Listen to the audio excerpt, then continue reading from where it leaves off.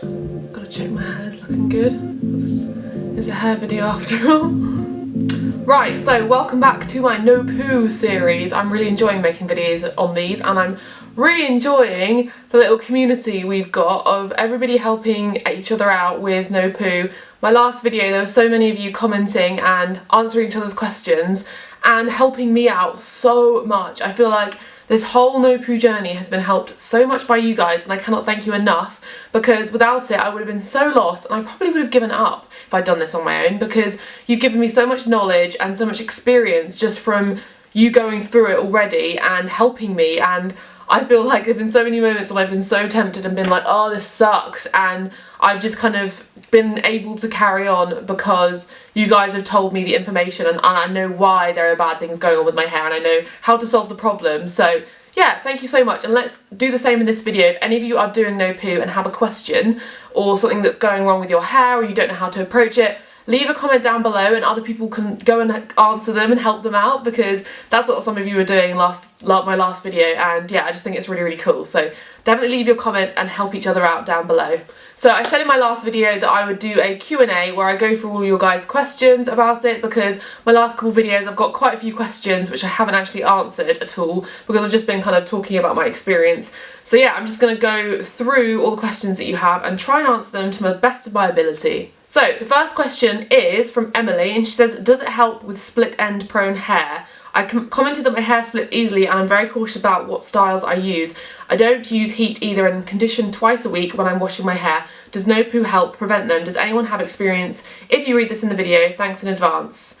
And I would say that it will 100% help with split ends, because of the fact that you're using so much less chemicals and damaging substances in your hair. You're allowing your hair to be strong, and just like, I don't have split ends. I mean, I know that my hair's short, and I used to get split ends a lot. It's really hard for me to see because my hair's shorter. But yeah, when I used to have longer hair, I was very split end prone. I would have to get my hair cut a lot because it would always get split ended, and I used to get really frustrated because I'd try and grow my hair out, I'd then have to cut off the split ends. So I 100% believe that No Poo will help your split ends, because you said that you've been conditioning and washing your hair. Those conditioners are no doubt probably full of SLS, other chemicals, parabens, silicone, all of that stuff that just weakens your hair. It's stripping all the oil that is there to protect your hair, and it's weakening your hair, which is leaving it more prone to breakages. So if you do No Poo, you're allowing the oils to coat and protect your hair. You're allowing your hair to produce the things that it needs to keep it healthy and keep it, the best hair you could have. And I've noticed since doing No Poo how much thicker my hair looks, how much stronger it feels. I'd also notice less breakages. Like I used to get lots of hair on the floor and I'd always have to be hoovering, and I haven't noticed as much hair falling out. And even in the shower, not as much hair falls out. My hair is definitely a lot stronger since doing No Poo, and I don't have any split ends, despite the fact that my hair is growing. And yeah, no heat definitely helps as well. So the next question is from Katie Moore, and she says, on my third week of water only and I'm still greasy. I also haven't been doing very much scritching and preening, so I'm definitely going to start doing it more now. Yeah, I 100% will say that scritching and preening is probably the most important thing that you can do in the transition. I'm not speaking from experience of, having gone out of the transition, because my hair is still greasy and oily, and I don't know how much you need to scritch and preen when you've come out of that. But when you're transitioning, if your hair is super oily and greasy, honestly, I go to bed sometimes, my hair looks so greasy and horrible. I brush my hair and scritch and preen for ages and ages, just whilst I'm watching TV or chilling out, and then I wake up in the morning and my hair looks clean. It looks so much cleaner. It definitely still has grease in it, because it will do at this stage, but it looks so much cleaner. So if you are struggling right now, spend an hour, literally an hour, with your hairbrush. I've got my hairbrush here. With your hairbrush, brushing your hair this way, that way, upside down, massage your head for ages, and really section off your hair and go through each section and scritch and preen. Put it up in a t-shirt and sleep on it, and you'll notice such a difference, I promise you. So Huli Kiki says, since you use no shampoo, and I think you've also mentioned that you don't like to use perfume, do you do anything to make your hair smell nice? Do you put essential oils in or anything, or do you just leave it as it is? At the minute, I'm just leaving it as it is. I have a couple times put rose water in it, the spray, and it has made it smell nice, but I think for the minute, because I'm transitioning, I don't want to put anything else in my hair, because I'm just worried it will affect the greasiness of it. I don't know. In the future though, I definitely want to use essential oils, and like I know that you can rub it into your scalp, like peppermint oil and other things that are really nourishing, and I'm definitely going to do that in the future. I don't know about doing that now. Let me know in the comments if you know if that will affect it. Oka Usagi, I don't know how to pronounce that, sorry. How does your hair feel when you've been to a place with heavy pollution like a bigger city? Does it still feel as clean when you wash it with water? I'm curious to try out the No Poo water only method, but I really just dislike greasy hair. But what you said about washing it with water as often as possible might be something for me. I live in Cornwall in the UK, in the middle of the countryside, so I really can't speak from experience from being in a bigger city, because I don't live in a bigger city, and I haven't, since doing No Poo, been in a bigger city, I don't think. I went to London for Veg Fest when I was doing low poo, and I didn't notice a difference, but I really don't know, living in a city every single day, how it would affect my hair. I would just say, yeah, maybe wash more often and really massage and do a lot of scritching and preening to get all the dust and the pollution out. That would be my best advice. Laura Despierre, sorry if I said your second name wrong, she says, do you still put coconut oil in your ends, or is it not recommended / necessary when going no poo? I'm personally not putting any oil in my hair because I had a bad experience where I put argan oil in my hair and it made it super greasy and I had to wash it out. I think that at this stage my hair is overproducing so much oil that I really don't need to put more oil in it, but that's my hair type. If you have a drier hair type, then definitely go for it. Try it out. I think with all these questions, you've got to experiment. If you think that putting coconut oil in your hair might help, if it's longer maybe, and it, you know, it makes it hard for you to get all the oil down to the ends, definitely try it. I would just worry in the transition putting too much oil in your hair when it's already overproducing the oil, and it kind of might end up making your hair more oily and having more problems, but I don't know. And also with water only, you'd struggle to get the oil out with just water. In fact, it wouldn't come out, it would just stay there, I think. Christina says, I did no poo for 8 weeks but I got dandruff, never got that before. I used to have oily hair and I could not handle it. Do you have any tips? This is a question I'm gonna pass over to you guys because I am experiencing dandruff and I've never really got dandruff before in my life. I've tried to sort of hide it, but I don't know if you can see, it's not that bad. It's not that bad, but can you see just here there's a piece of dandruff? Yeah, when I came out the shower, when it's wet, I can see, like, there's a little piece of my fringe. When I come out the shower, I can really see dandruff, and I'm not sure why. I'm assuming that if you have oilier hair, I think that I have oily hair. I feel like it's quite hard to tell. I think I have oilier hair, or if not, it's probably like my skin. It's like oily medium combination, whatever. I think that probably it just takes a lot longer for the transition. I don't know. I really don't know, it's so hard to tell with these sorts of things. I am experiencing a bit of dandruff, but also my hair is still waxy and it is still greasy, and I think that the dandruff will go away in time. I would say stick at it, scritch and preen, keep brushing, and I think it will go away with time because the transition period is so different for everyone. Some people say it literally, they didn't have one. Some people say it took them a week or two. Some people say it took them a couple months, and some people say it took them 6 months. So I really think it's very different because everyone's hair type's different, everyone lives in different environments, everyone has different types of water, everyone has, you know, come from a different hair background of dyeing their hair or having split ends and all this, so just stick at it and see how it goes. So Christian Grey says, no poo just seems super high maintenance. If your hair is greasy, makes your face break out and takes a ton of upkeep, what's the point? I'd much rather just have long hair and wash it once a week. And I can see where you're coming from. I probably would have said that from the outside looking in a little while back, but the point is that it isn't actually high maintenance, it's much lower maintenance. Using just water to wash your hair is an extremely beneficial low maintenance thing to do because you don't have to purchase shampoo, you don't have to purchase conditioner, you don't have to be washing your hair every other day or every day, you don't have to be spending loads of time styling your hair because your hair's frizzy and dry and gross, you don't have to be putting loads of products in your hair.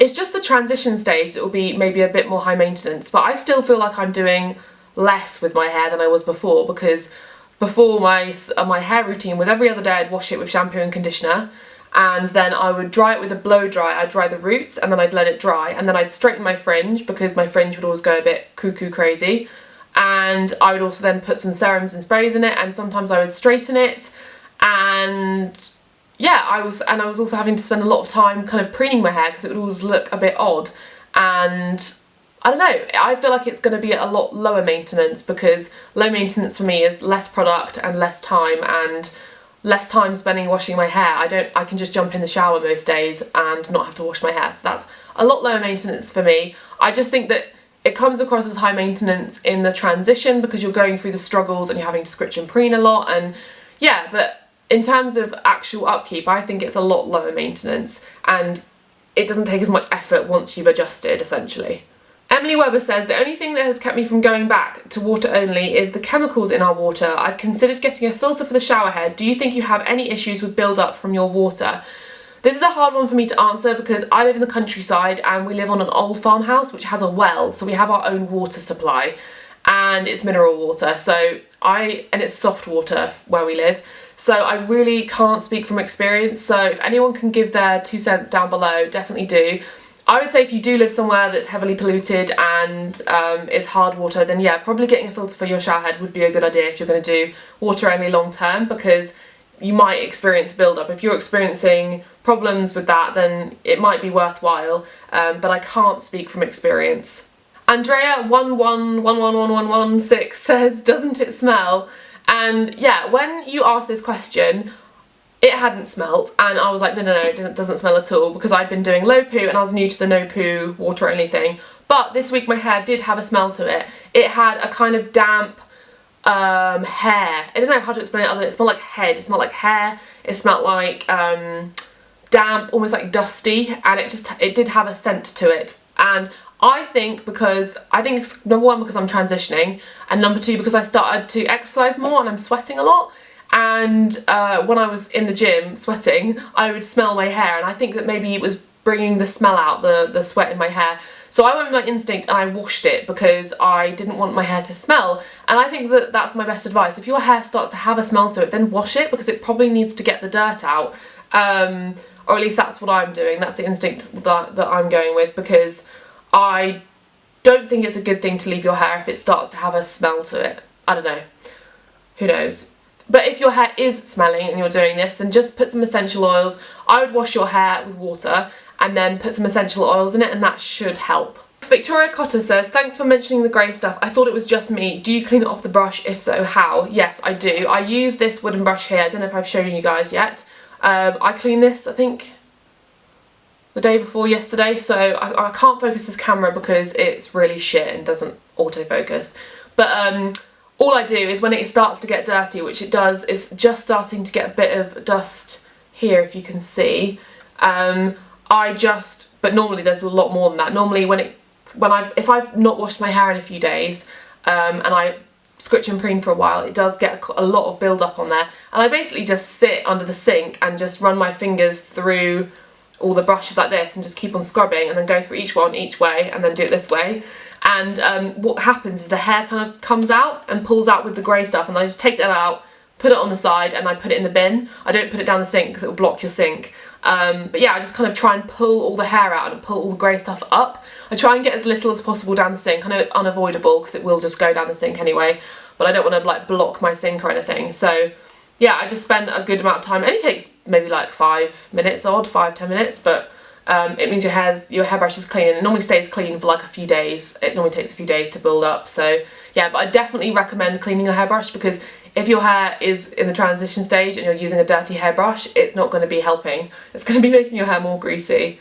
This isn't a question, but someone left me a comment saying, I wanted to go water only, but it's hard with hard water. Ever since I moved to low poo, that's more natural. I get pimples where I never have, super annoying. Yeah, I mentioned this in my last video. I got pimples where I never had before because I don't get spots. I have very clear skin. I don't wear foundation. I just wear a bit of concealer under my eyes. And I started to get little whiteheads all over my cheeks and my forehead, and if I ever get spots, it will be on my chin and my jaw around like the time of my month, or if I've eaten like loads of oily food or something. So it was really weird for me to get tiny little spots everywhere, and it was because I think I was sleeping in my hair and it was getting on the pillow, the oil, and then the oil from the pillow is transferring to my skin. So I sleep in a t-shirt now.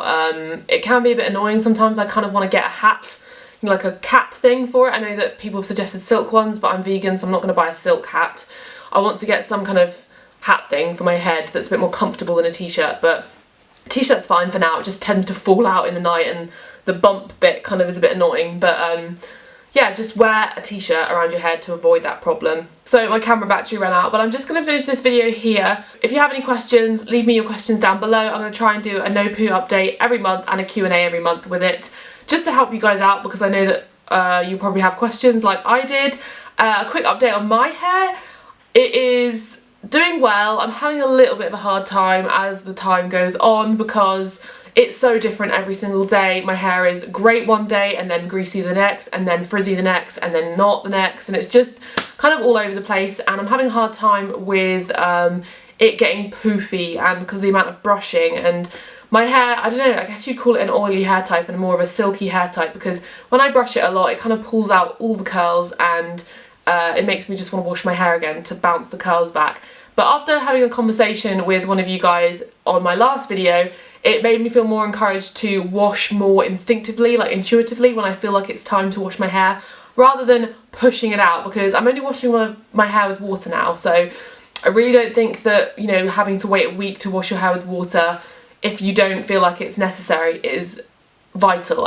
I don't know, that's just my thoughts anyway. I feel like if you need to wash your hair, if it feels greasy and it starts to have a smell to it, which my hair started to, then I think that I should be washing my hair. So at the minute I'm washing it like every 5 days-ish. Yeah, and this is what it looks like. I slept on it and I brushed it a bit and it's looking a bit poofy today. This is what I mean. I'm not loving it, but I don't know, it's all part and parcel of the experience. You're gonna have good days and you're gonna have bad days, and I know that when it's all over and I've gone through the transition, my hair will be beautiful and lovely. So yeah, the waxiness is getting less though. It was a lot waxier before and it's a lot less waxy now. So yeah, that's my quick update, and I hope you enjoyed this video. Don't forget to leave your questions and help each other out in the comments down below, and I'll see you in my next video. Bye!